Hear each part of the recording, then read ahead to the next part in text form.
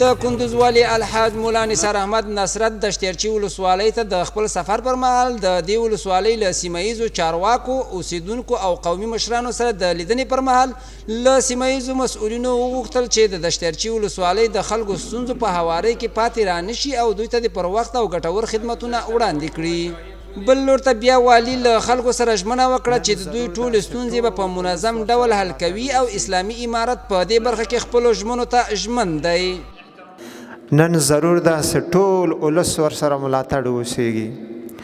ځکه د تاسو دنیا او آخرت په دغسې یو نظام باندې برابرېږي. داسې نظامونه هم تېر سوي دي چې دنیوي ډېر سهولیات یې موږ ته برابر کړي، خو آخرت مو پرې جوړ نه وي، عزت مو پکې نه وي. دا د دنیا سهولتونه به موږ څه کوو؟ داسې یو نظام دی ولس ته پکار ده، داسې نظام دی ولس غوښتله چې دنیا او آخرت پکې جوړي. الحمدلله هغسې نظام الله پاک را کړی، ناشکري باید یې ونه کړو. ټول سره یو سو، که هغه علما دي، مجاهدین دي، سپین ږیري دي، ځوانان دي، دا ټول باید سره یو موټی سو، ټول باید سره اتفاق او اتحاد وکړو، دا خپل نظام ته نور هم وده ورکړو. په ورته وخت کې بیا ځایي چارواکو د دشتیرچی ولسوالۍ له سیمه ییز حکومت او له خلکو څخه د والي له ملاتړ مننه وکړه او د تل په څېرې د دې ولسوالۍ د اوسیدونکو د ستونزو په هوارۍ کې د لا زیاتو هڅو ډاډ ورکړ. یقینا ډېر خوشحاله یو، ډېر د خوشحالۍ ځای دی چې زموږ مسؤلینو زموږ ولسوالۍ ته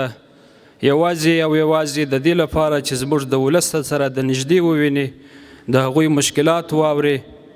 او د هغوی ستونزو ته رسیدګي وکړي، د دې لپاره دلته راغلل. زموږ استاد سره په دې مجلس کې شرکت وکوي او د خلکو ستونزو ته چې کومې د دغو شعبو چې هغه دلته فعاله دي، د دغو مربوط دي،